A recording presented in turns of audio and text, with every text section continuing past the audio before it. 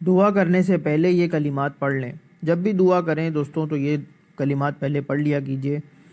یہ حدیث میں بھی ہے، میں آپ کو سب بتاتا ہوں، دعا بھی اور اس کا حوالہ بھی اور اس کا ترجمہ بھی۔ آپ نے چینل کو سبسکرائب نہیں کیا تو کر لیجئے اور اس کو لائک اور شیئر کر دیجئے تاکہ دوسروں کو بھی اس سے فائدہ حاصل ہو اور آپ کو بھی اس کا ثواب پہنچے۔ جزاک اللہ۔ دعا ہے: اللہم لا الہ الا انت المنان بدیع السماوات والارض ذی الجلال والاکرام۔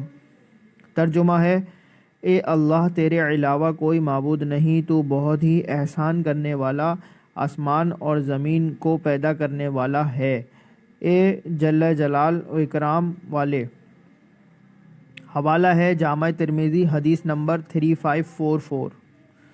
جناب نبی کریم صلی اللہ علیہ وآلہ وسلم نے فرمایا، جب بھی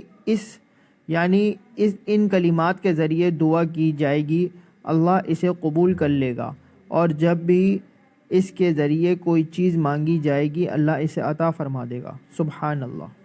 اپنا اور اپنے پیاروں کا بہت خیال رکھیے۔ جزاک اللہ خیرہ۔